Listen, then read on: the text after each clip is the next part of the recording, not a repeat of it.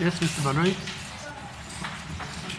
As a good place, my lord, my colleagues tell me that they have made copies.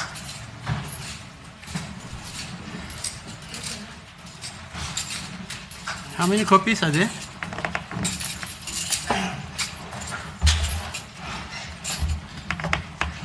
Okay, fine. Well, they made copies for themselves. Okay. Mntantanzi ungakhohlwa sasengaphansi kwesifungo. Yeah. Yes, sir. Well, now that the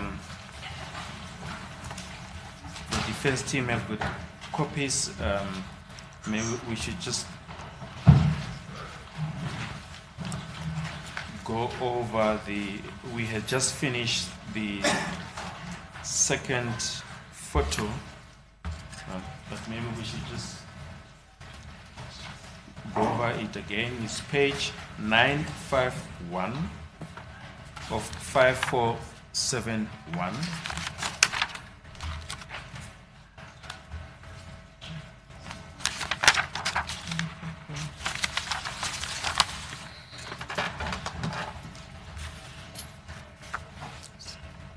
It's this picture.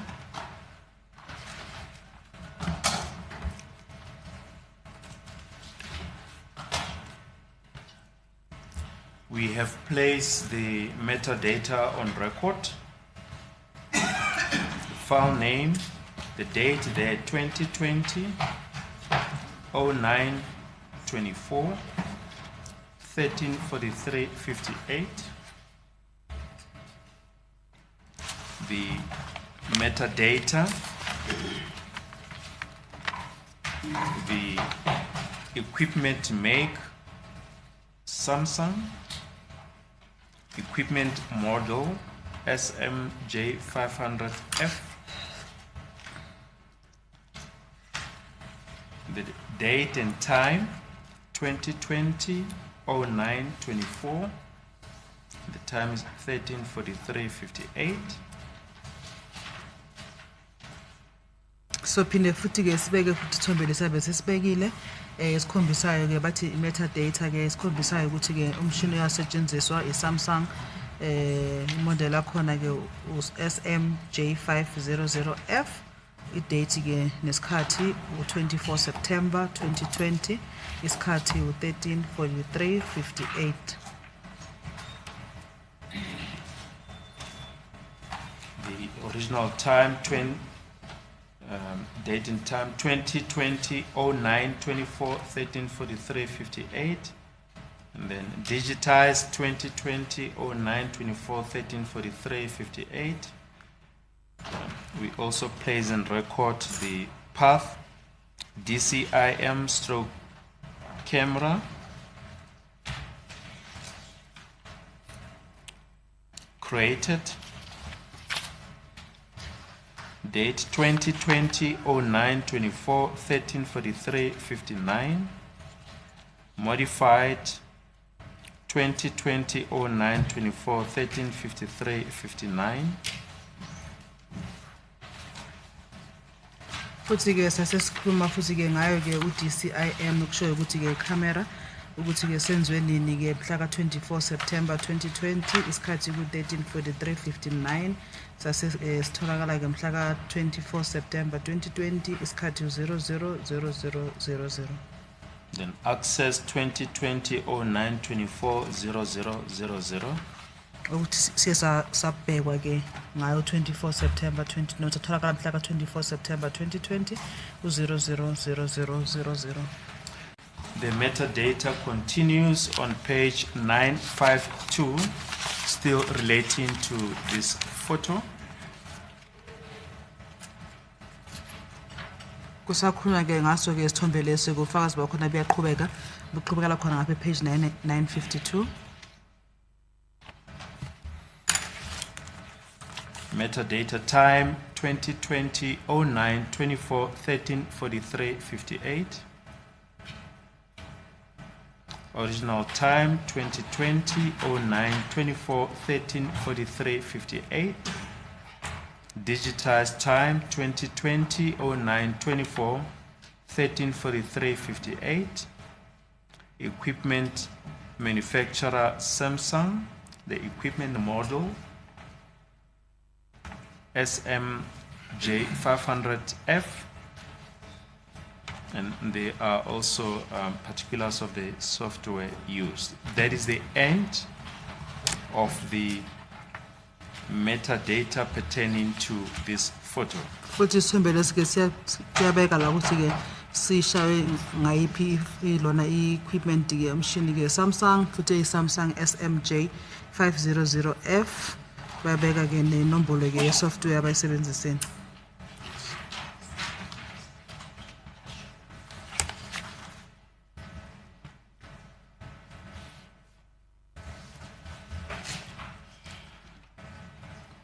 As with the previous photo, Mr. Ntanzi, we just want to make it clear that the image that now appears below the metadata that we've just placed on record, you'll see it's written picture there below the metadata. It's a separate picture, and the metadata for this picture appears below that picture. For our purpose, we're not referring to that picture. Not to this picture that is projected. Yes, just so that there's no confusion. Yaza ke Mnumzane Ntanzi uyachaza ukuthi ke umshishisi ukuthi ke manje ke bafundile ke yonke idata ke ekhona laphayana egcina laphayana ke lapha ngaphambi kwesithombe ukuthi uthi futhi ke abakhulumi ngalesithombe lesi esisibonayo la kumabona ukuthi. Yes. Just as with the previous picture that we referred to the first picture.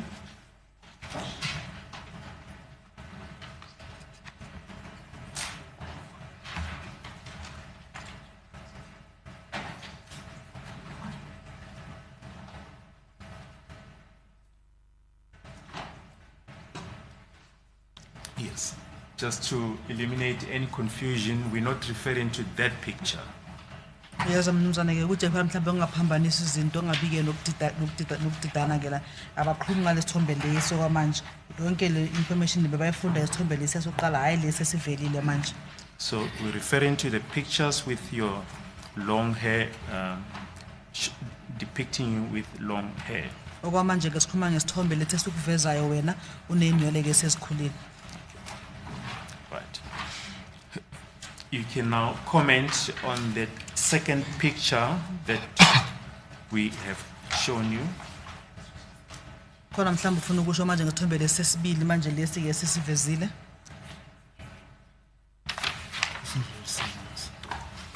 The picture is no more there. Yes, we're talking about this one. Uthi lesi. Yes. Mina ke ngiphikisana ngayo phambi kwekota ngani ukuthi isithombe sithathwe ngefoni nami ngiphikisana ngedate le ukuthi idate le akusiye yazo.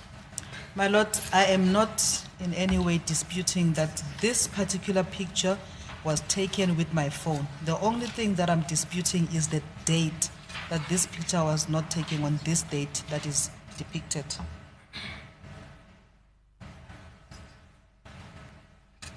Right.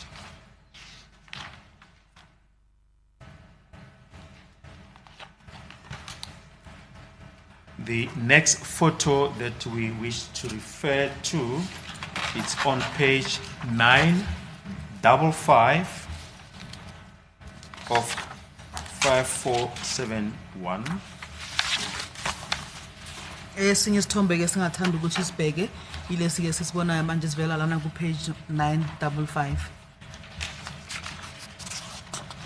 See once again the file name 2020 0924. Can you perhaps first identify the person on the photo? Uba nomuntu ovela kulesithombe? Kusayisithombe se1 nalesa day seqala. It's the same photo as the first one. Yes, you'll see that there's a difference in time in terms of seconds when we look at the metadata. Uma ke sibheka ke information ephuma esithombeni ke kubonakala ukuthi umehluko ke kunomehluko esikhathini ke ngemizuzwana nje ethile. Now, if we turn the page over to page 956 of 5471, the full metadata appears.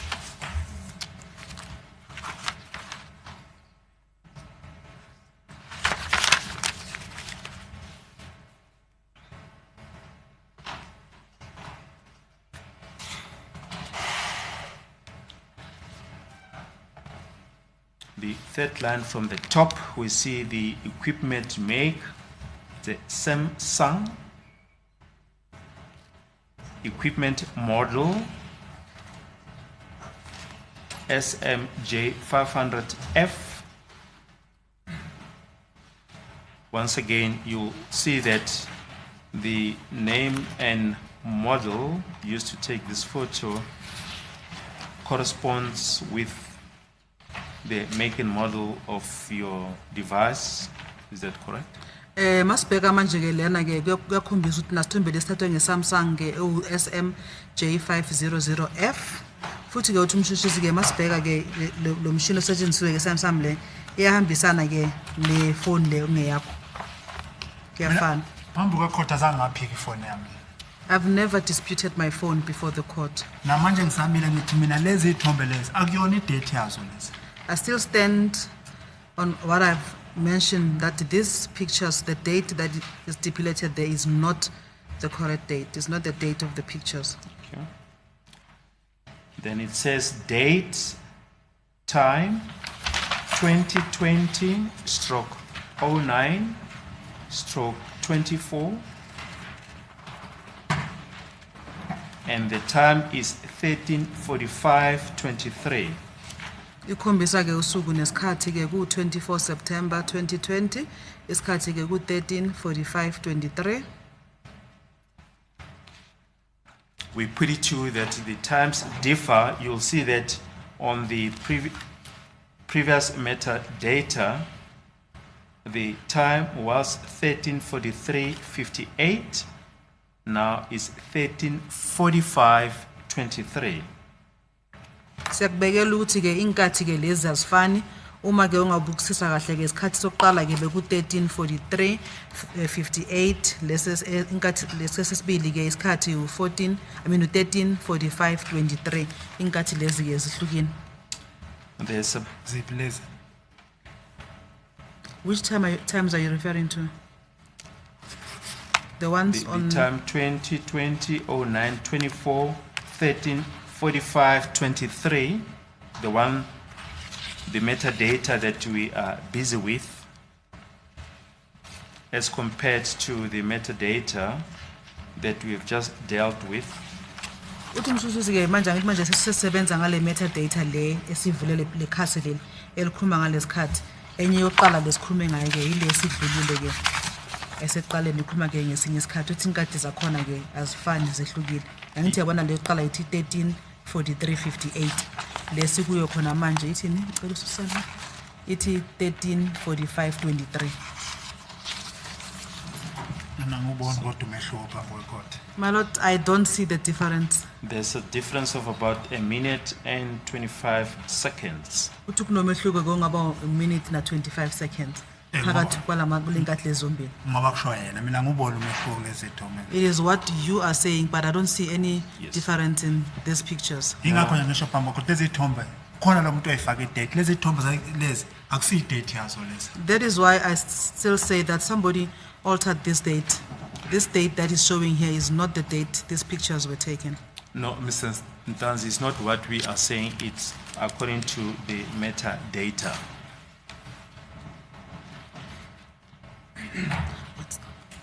Uthi kasikho abakushoyo lokho bakhuluma ngendaba yeme. Can you tell what is a metadata? The information that we've just gone through. Okay, information yonke le esilokhu sifunda la enkantolo. Yikho bakhuluma ngakho lokho. Bakhuluma ukuthi mhlambe sithathwe nini kanjani. Bakhuluma ngale information la kwayifunda la enkantolo. Okay. Okay. Now, do you wish to proffer comment regarding the this metadata that you've just gone through on pages 955 up to, well, maybe we should just finish the metadata on page 956. We've covered the time. We've showed you the difference of about a minute and 25 seconds between the metadata on this page and the previous page that we dealt with. Sesikhombisile ke umehluko ke khona esikhathini ke kule metadata oqala siyenzile nale yesibili engaba mhlambe imzuzu nje wodwa. The path DCIM stroke camera created 2020-09-24-13-45-23, modified 2020-09-24-13-45-22, accessed 2020-09-24-000000. Then below stands metadata time 2020-09-24-13-45-23, digitized time 2020-09-24-13-45-23, equipment manufacturer Samsung, equipment model SMJ500F. Futhi ke masibheka lana khona ke isaveza ukuthi ke ke kasetshenziswa ke Samsung Samsung SMJ500F nokuthi ke isikhathi ke beku usuku ke beku 24 September 2020 isikhathi ku 13:45:23 ngalenkathi senzwa. Do you wish to comment? Khona mhlawumbe ufuna ukusho kulokho. Mina ngisamile pende yonke phambi kodwa ngivumelani nedata lezithombe. I still stand by what I've said that I'm not agreeing to the dates on these pictures. But you don't dispute that the picture was taken with your camera and Kodwa- that it's your photo. The only thing that you dispute is the date. Awuphiki ukuthi isithombe lesi ke sithathwe ke ngefoni yakho futhi into ephika nje phela ke ama date lavelayo. Mina lapha kodwa asikho isithombe angasibheka ithombe bengishuta ngefoni yami eziningi J5 Samsung ine camera ekhle bengishuta ngefoni yami. My lord, I don't dispute any pictures. I use my phone J5 to take the pictures. It has a beautiful camera resolution. Mina ngisho nje kuyi1 phambi kodwa kulezi ithombe zishitsho bani ama date oba akusi date yazo lezi. The only thing that I'm disputing is that who changed the dates or altered the dates on these pictures, because this date that is showing here is not the date these pictures.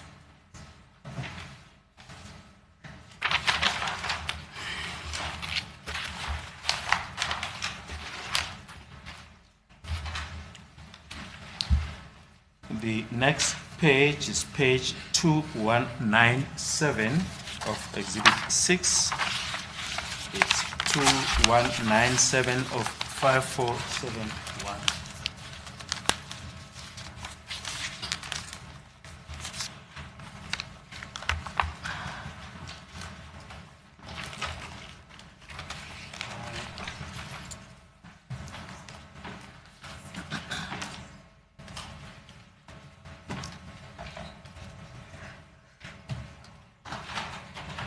You see, it says file name carved raw, RAW.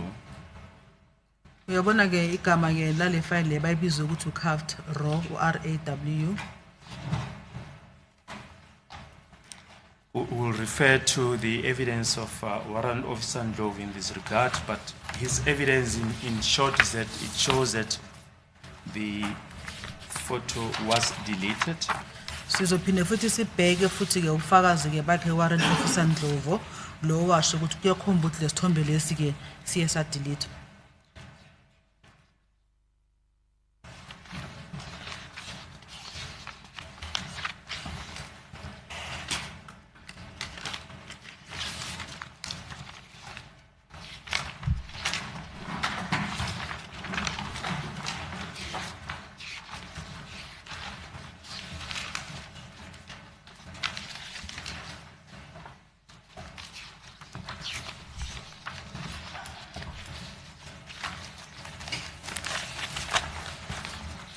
We'll get to his evidence just now.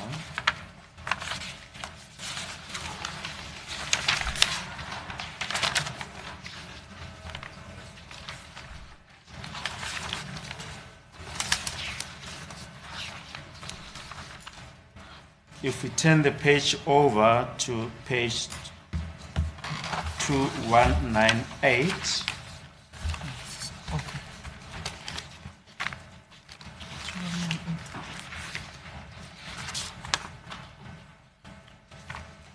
the metadata appears on the page.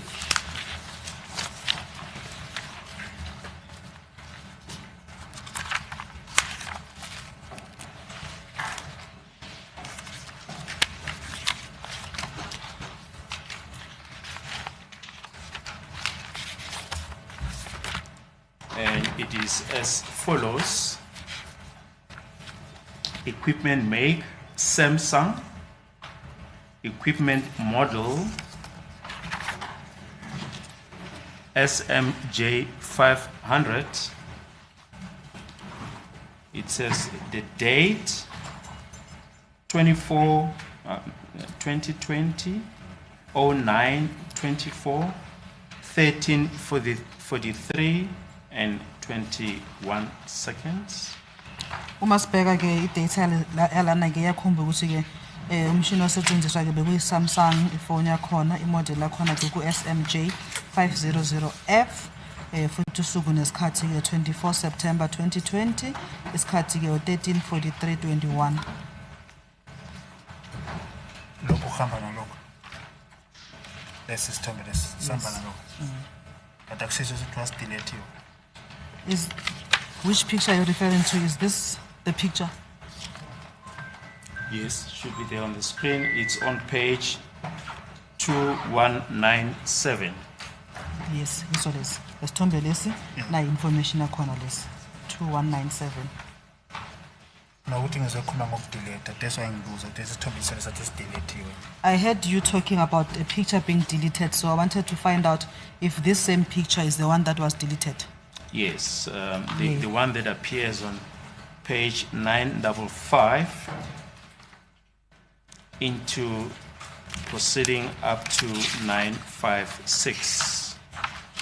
Yebuthi ke yiso lesivela la ku page 955 qhubeke futhi ke kuzokufika ngaphe 956 iyona i-metadata yakhona le. Lesisithombe lesekwazi deletiwe nasi sis. Nasi.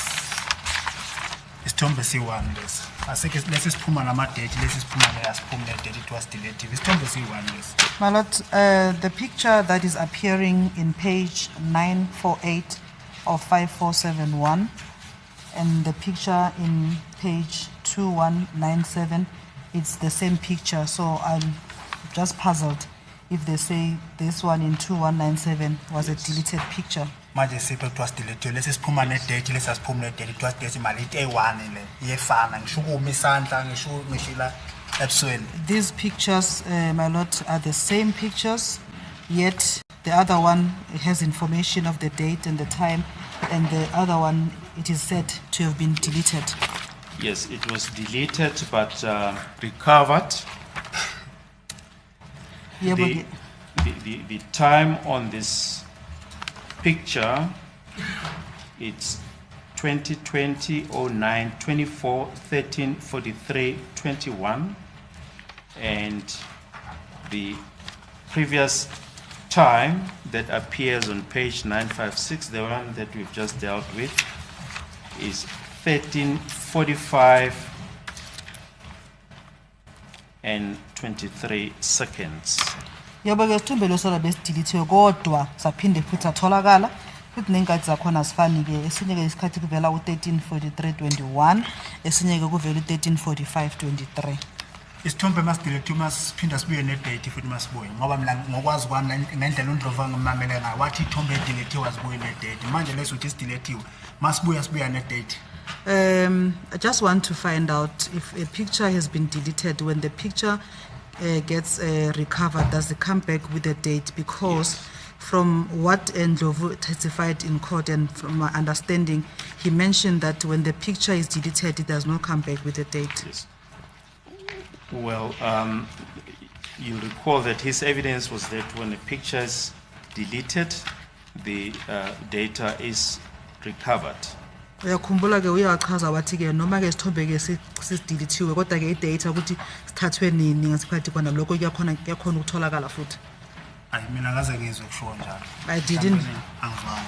I didn't hear that being mentioned in court. Maybe it just slipped my mind. Ingakho Maybe I didn't hear. ubaba uRamsepile bengifakele ithombe la ngesikhathi engilida kwavela ithombe zangavela idate manje yonke mayisengiqhathanisa nayo lesi sithombe uthi ujene court isithombe esideletiwe kodwa ngapha sesithombe isithombe si1 nangengalo nanokuma nane face yakhona ngapha sine date ngapha sina date manje into engiphazamisana. What is confusing me is that when Mr. Ramosepile was leading me and the pictures were shown projected on the screen, they did not have a date. And this picture we are talking about, the first and the second picture, is the same picture. If you look at the where my hand is and where I've posed on the picture, is the same thing. And yet one picture has the information and the other one does not have. Ngoba lapha ecourt zikhona ithombe ngenama date kwathiwa ayideletiwe kusho uNdlovu idate ayibonakala manje lapha ngibona sekuvela ama date manje isithombe esideletiwe kanjani manje. And from Ndlovu's testimony, he did mention that the pictures that were shown and they did not have a date on. But I'm now surprised that here today in court, a deleted picture now has information that is showing on it. Well, there's a time difference of a minute and 23 seconds between the previous picture that we showed you. The picture, the time there was 13:45:23. This one is 13:43:21. Mnumzane kunomehluko malana ke nesikhathi ke kule thombe lezombili ke ungaba ke mhlambe ke zishiyana ke nge1 minute 23 second uma ungabheka esoqala ke lesikhomba sonisithombe sinesikhathi ke so 13:45:23 lesamanje sinesikhathi so 13:43:21.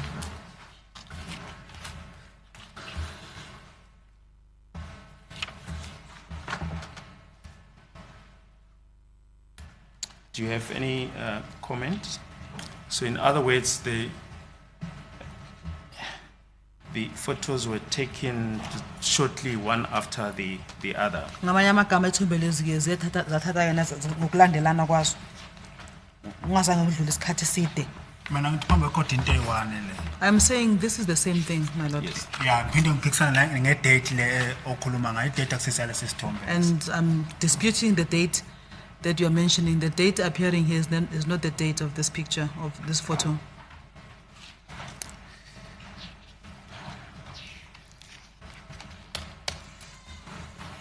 Despite the fact that we posit to you that the times differ, there's a time difference, and we've indicated to you that there's a time difference of a minute and 23 seconds. So noma sesikutshela ukuthi ke lethombe lezi ke zishiyana ke ngesikhathi ke singaba 1 minute 23 seconds.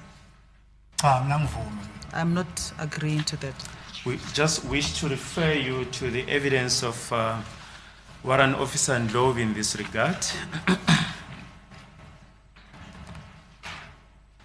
Regarding cuffed raw and deleted photos. Sithanda ukuthi siphinde futhi sibuyele futhi emuva ufakazi warrant officer Ndlovu ngalenkathi ethula ufakazi ke malana ke nakulo biza ke cuffed raw nesithombe ke ezideletiwe. He testified as follows on the 11th of June 2025, page 58.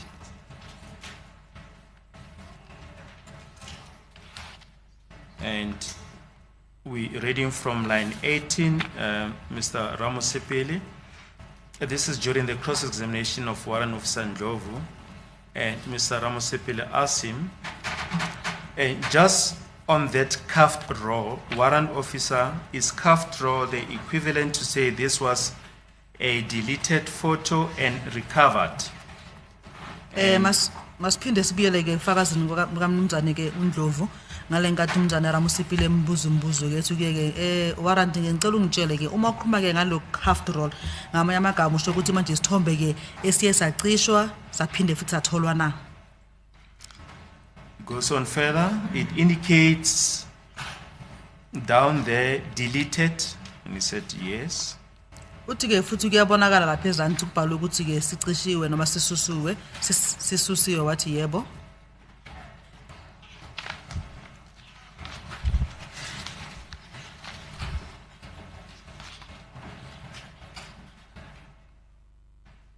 And Mr. Ramusipile says, okay, so let us look at the one that was not deleted. That will show us that this was taken by, or here, does it show whether it was taken by the device itself? Base uthi ke masibheke ke isithombe lesi ke esingazange sidelete nokuthi ke sathathwa ke yona le phone lekhunywa ngayo.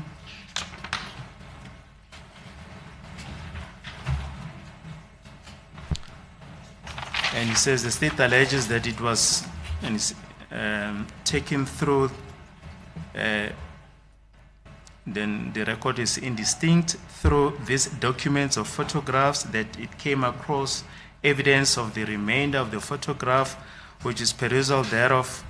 The state thought it advisable to use that evidence. We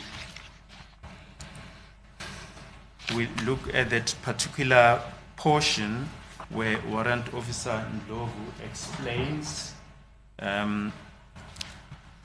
what calf row is. Sizobheka ke kule ndawo le lapha ke warrant officer ke naye ngalenkathela inkantolo echaza ukuthi ke uma bekhuluma ke ngayo le calf draw ukuthi bakhuluma ke ngento enjani. Malota says 3 minutes to 1. Can we take the long adjournment at this point? Yeah, fine. He wants to answer. Yeah, on a